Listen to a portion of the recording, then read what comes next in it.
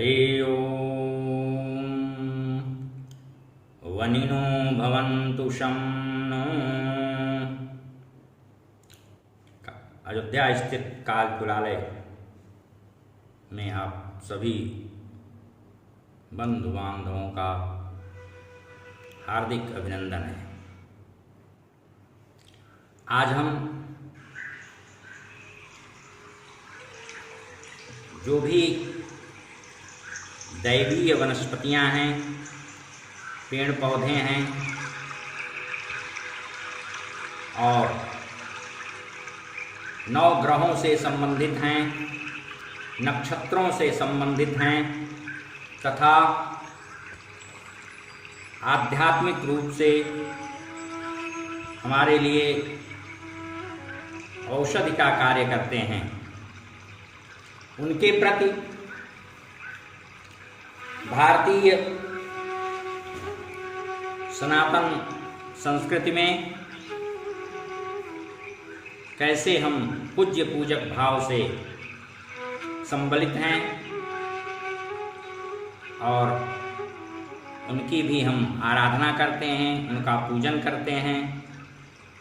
वे भी हमारे आध्यात्मिक समुत्कर्ष में विधिवत हमारे सहयोगी हैं, हमारे लिए शुभप्रद तोषप्रद हैं। उनके विषय में बहुत सारे लोगों को बहुत कम जानकारी है, इसलिए आज हम उन वृक्षों के बारे में विस्तार से शास्त्रीय प्रमाण के साथ आपके सम्मुख प्रस्तुत हो रहे हैं। अनादिकाल से वृक्षों का बाहुल्य रहा है। वृक्ष हमारे जगजीवन के अंग हैं। उनसे समाज को शुद्ध वायु, फूल, फल और लकड़ियां प्राप्त होती हैं, मिलती हैं।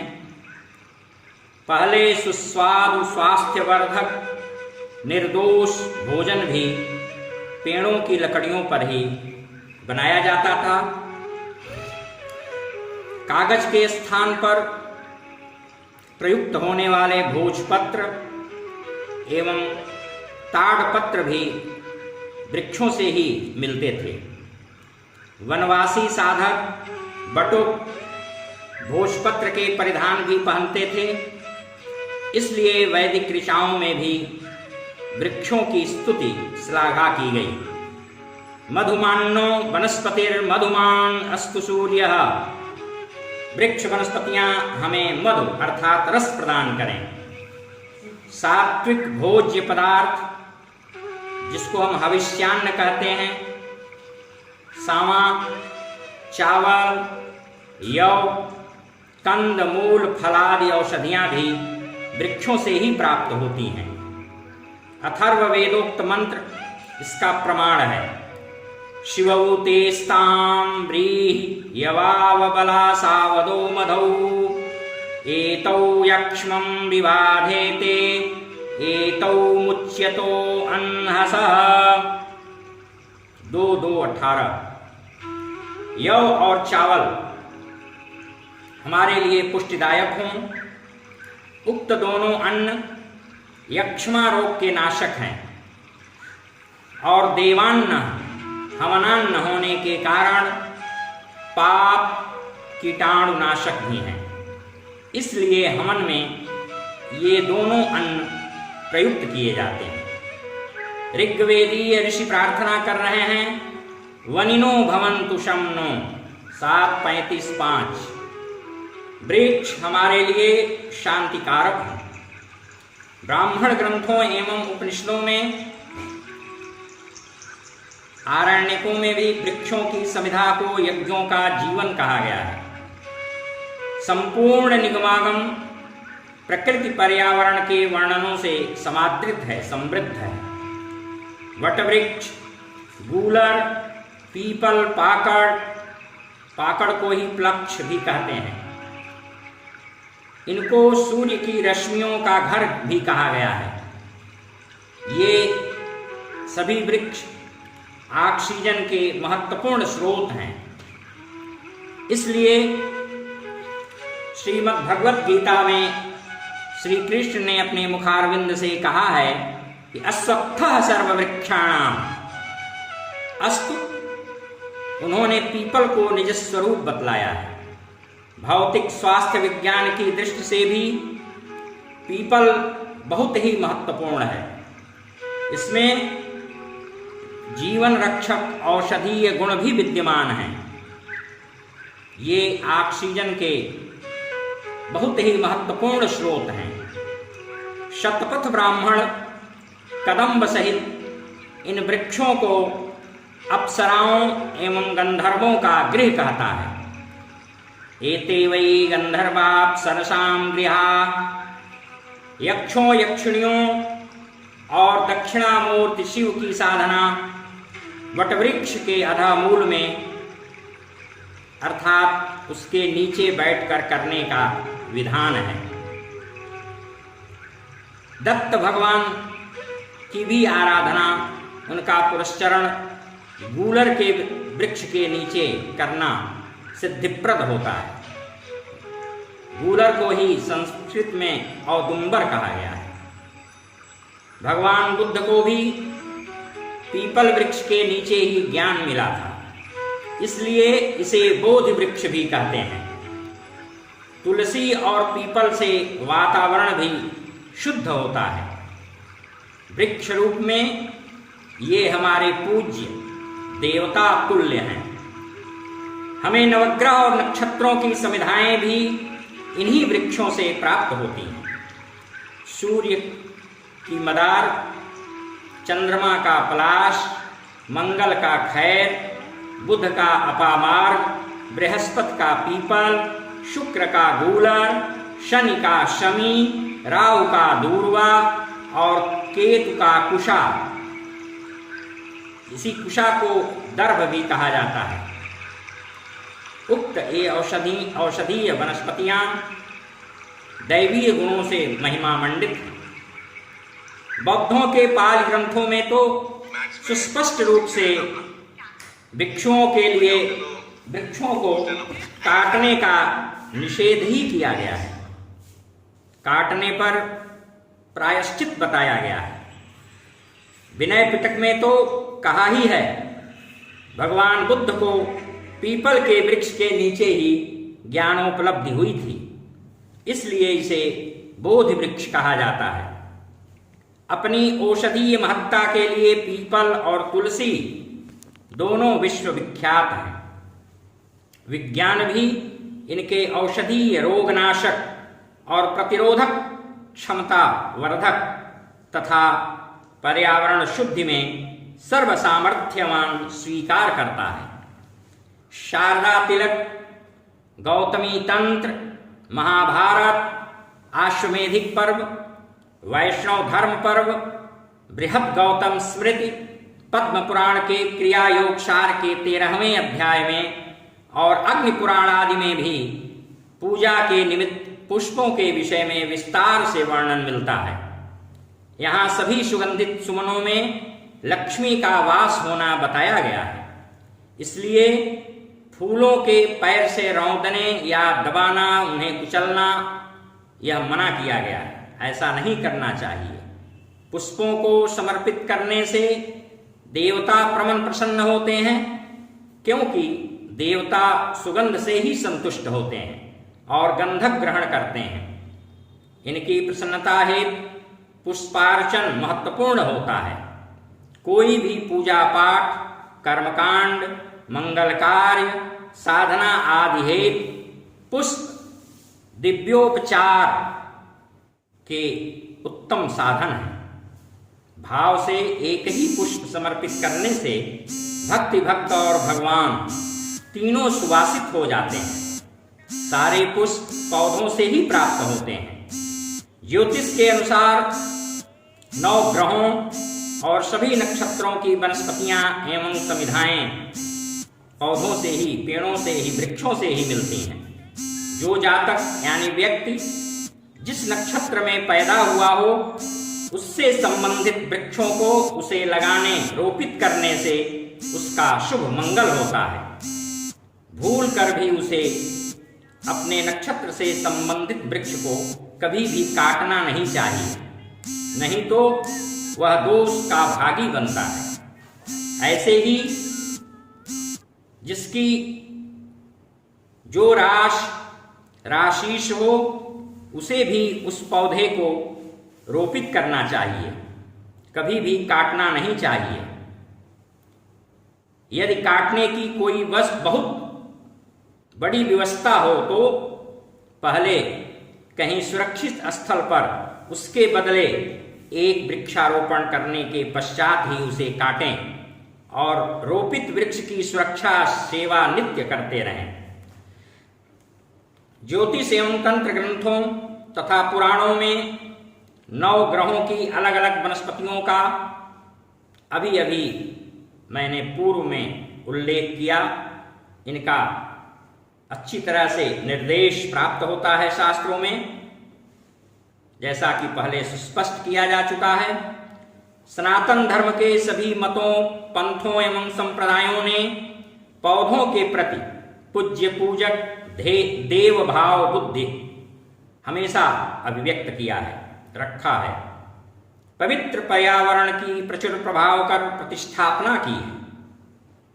अस्तु, तंत्र ग्रंथों में अनेक औषधीय विभिन्न वनस्पतियों को धारण करने से या खाने पीने से कतिपय रोगों का शमन होना बताया गया है।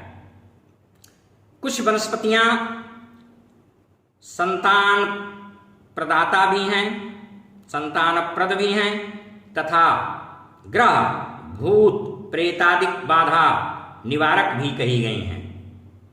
मैंने स्वयं इन वनस्पतियों का उपयोग करके इनका विधिवत परीक्षण किया। परिणाम सार्थक सकारात्मक रहा। पुख्य नक्षत्र में बनगोभी, अपामार्क का मूल, श्वेतार्क की जड़ के उपयोग का तंत्र ग्रंथों में बहुतायत रूप से उल्लेख मिलता है। इसी नक्षत्र में श्वेत विकीर्ण बनकटैया के मूल को दाहिनी भुजा पर धारण करना लाभदायक बताया गया है।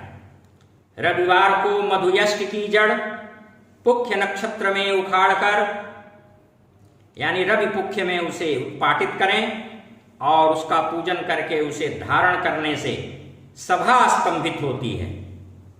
इनसे अनेक रोगोपचार होता है। यंत्रों के लेखन हेतु अनार आदि अनेक प्रकार के पौधों के डंठलों का हम उपयोग करते हैं और वे हमारे लिए हितवर्धक होते हैं। शास्त्रों में विविध प्रकार की वनस्पतियों समिधाओं से हवन करने पर अनेक कामनाओं की पूर्ति का उल्लेख किया गया है। बहुशः रोगों का शमन कारक एवं निवारक भी कहा गया है, जैसे अष्टगंध, सफेद चंदन, लाल चंदन, केसर, कुमकुम, कपूर, कस्तूरी, अगर और तगर। इन 8 वस्तुओं को अष्टगंध कहते हैं। इनकी स्याही घोल से ही यंत्र लेखन किया जाता है और कतिपय हवनों में कतिपय वस्तुओं का उपयोग होता है। पुष्पों से इतर भी कुछ पुष्पों का पूजन हेतु विधान विहित है। शास्त्रों में भाव पुष्पों का भी कथन किया गया है। इनसे की गई पूजा सर्वोत्तम कही गई है। अहिंसा, क्षमा और सत्य ये ही दिव्य भाव पुष्प हैं। प्राचीन काल में पेड़ों की लकड़ियों से घर, छान छप्पर बनाया जाता था। आज भी यज्ञ मंडप उन लकड़ियों से और घास फूसों से ही बनाया जाता है। कागज के स्थान पर ग्रंथ यंत्रादि के लेखन का कार्य भोजपत्र और ताड़पत्र पर ही होता था, आज भी होता है। वनवासी भोजपत्र के वस्त्र पहनते थे, इसलिए वैदिक वाङ्मय में वृक्षों की प्रशंसा की गई है। और अभी पहले भी मैंने कहा था, मधुमान्नो वनस्पतिर्मधुमान् अस्तु सूर्यः माध्भिर्गावो भवन्तु नः। पीपलादि वृक्ष पादप, सूर्य, गायें तथा वायु इत्यादि हमें रस प्रदान करें। मधु रस को कहते हैं। ऋषियों का भोज्य, हविष्यान इत्यादि सारा इन पेड़ पौधों वृक्षों से सारी सुविधाएं प्राप्त होती हैं।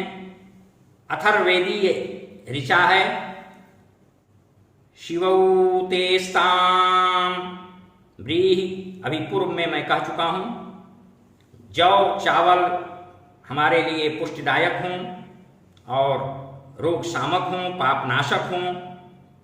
इनके उपयोग से हमन में वायुमंडल के सारे कीटाणु विनष्ट हो जाते हैं। इस प्रकार हम देखते हैं कि ये वनस्पतियां हमारे जीवन में बहुत ही गहराई से प्रविष्ट हैं।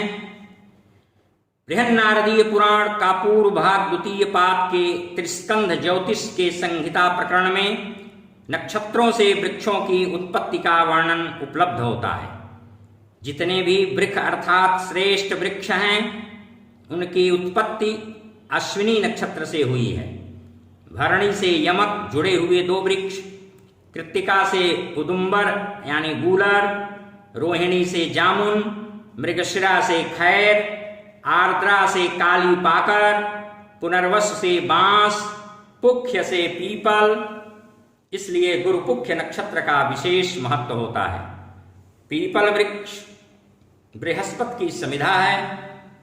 आश्लेषा से नागकेशर, मघा से बरगद, पूर्वा फाल्गुनी से पलाश, उत्तरा फाल्गुनी से रुद्राक्ष का वृक्ष, हस्त से अरिष्ट यानी रीठी का वृक्ष, चित्रा से श्री वृक्ष यानी बेल, स्वाति से अर्जुन वृक्ष, विशाखा से विकंकद जिसकी लकड़ी से कलछियां बनती हैं, अनुराधा से बगुल यानी मौलश्री, ज्येष्ठा से विष्टि वृक्ष, मूल से सर्ज यानी शाल का वृक्ष, पूर्वाषाढ़ा से वंजुल अशोक वृक्ष, उत्तराषाढ़ा से कटहल, श्रवण से आक, धनिष्ठा से शमी वृक्ष, शतभिखा से कदम्ब, पूर्वा भाद्रपद से आम्र वृक्ष, उत्तर भाद्रपद से पिचुमंद यानी नीम का पेड़ तथा रेवती से महुआ की उत्पत्ति हुई है।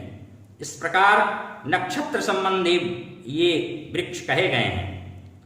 जब जिस नक्षत्र पर शनैश्चर विद्यमान हो, संचरणशील हो, उस समय उस नक्षत्र संबंधी वृक्ष को लगाना चाहिए या यत्न पूर्वक उसकी पूजा की जानी चाहिए। जिस नक्षत्र में जो व्यक्ति पैदा हुआ हो, उसे उस नक्षत्र से संबंधित वृक्ष को निष्प्रयोज्य यानी अनावश्यक रूप से नहीं काटना चाहिए। केवल आप धार्मिक कृत्य के लिए, हवनादि के लिए, यज्ञादि के लिए ही उसको काट सकते हैं और अपने जन्म नक्षत्र से संबंधित वृक्ष को हर व्यक्ति को लगाना चाहिए। वैसे तो धर्म कार्य, यज्ञादि, हवनादि कार्यों के अतिरिक्त कभी भी एक तृण को भी उत्पाटित करने, छिंद भिंद करने, कर्तृत्व करने का शास्त्रीय आदेश नहीं है। संभव हो तो यत्न पूर्वक उसका रोपण करें, उसकी सेवा करें और सुरक्षा करें तथा जलदान दें। मतांतर से कतिपय धर्म ग्रंथों में कुछ भिन्न उपर्युक्त जो बताए गए हैं वृक्ष नक्षत्रों से संबंधित, उनसे कुछ इतर भी वृक्ष गिनाए गए हैं, उनसे संबंधित बताए गए हैं और उनके औषधीय गुणों का भी यत्र तत्र प्रभूत वर्णन किया गया है।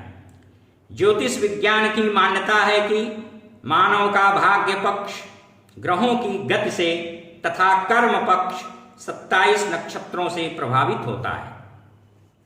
व्यक्ति अपने नक्षत्र से संबंधित वृक्ष का संरक्षण, पोषण, पूजन, सेवा करके उनके सानिध्य से जीवन में सुख, समृद्धि एवं शांति, नैरोग्य, यश, पुण्य की प्राप्ति कर सकता है। एतदर्थ बृहन्नारदीय पुराण, नारद संहिता, निघंटु, तंत्र ग्रंथ, शारदा तिलक, मंत्र महार्णव, श्री विद्यार्णव तंत्र ग्रंथों में नक्षत्र और नवग्रह से संबंधित वृक्षों का विस्तृत विवरण प्राप्त किया जा सकता है। उन 27 वृक्षों में 27 देवताओं का वास भी बताया गया है। उन वृक्षों में नक्षत्रों से संबंधित देवता निवास करते हैं, इसलिए इनकी सेवा पूजा से चमत्कारिक लाभ प्राप्त होता है। स्वास्थ्य के लिए आरोग्यदायक होते हैं ये दैवीय वृक्ष। प्रत्येक वृक्षों से निकलने वाली वायु की प्रकृति और उसके गुण में भिन्नता होती है। वह स्वस्थ जीवन प्रदायिनी प्राणवायु संजीवनी का काम करती है। अश्विनी नक्षत्र का देवता अश्विनी कुचिला वृक्षों में वास करते हैं। आयुर्वेद के अनुसार यह तिक्त रसयुक्त वात जनक नशीला कफ पित्त एवं रक्त विकार को दूर करने वाला होता है। यह गोमूत्र से शुद्ध करके खाने पर नशा मुक्ति की प्रचुर प्रभावी औषध भी सिद्ध होता है। भरणी के देवता यम हैं। आंवला इनका वृक्ष है। यह विटामिन सी का सबसे बड़ा स्रोत है। अम्ल रस से संपन्न होने के कारण यह वायु को तथा मधुर रस से युक्त होने के कारण शैत्य एवं पित्त का शामक भी होता है। रुक्ष और कषाय होने से कफ को भी दूर करता है। जीवन और आयु की वृद्धि करता है तथा शरीर में प्रतिरोधक क्षमता की वृद्धि करता है। प्रतिरोधक क्षमता शक्ति ऊर्जा से व्यक्ति को भरपूर कर देता है। मृगशिरा के देवता सोम हैं। खैर उनका वृक्ष है। यह तिक्त तथा कषाय रसयुक्त शीतल दांतों के लिए लाभदायक एवं खुजली खांसी अरुचि मेद कृमि प्रमेह ज्वर व्रण श्वेत कुष्ठ शोथ यानी सूजन पित्त रक्त विकार पांडु यानी पीलिया तथा कफ को दूर करने वाला होता है। इससे बना कत्था रक्त शोधक और पाचक होता है। पाचन तंत्र को ठीक करता है। टांसिल एवं गले की सभी दवाइयां इसी खैर से ही बनती हैं। आर्द्रा के देव रुद्र होते हैं और आर्द्रा के देवता रुद्र को शीशम बहुत ही प्रिय है। भाव प्रकाश एवं निघंटु के अनुसार यह कटु तिक्त तथा कषाय रसयुक्त उष्ण वीर्य गर्भस्रावक होता है।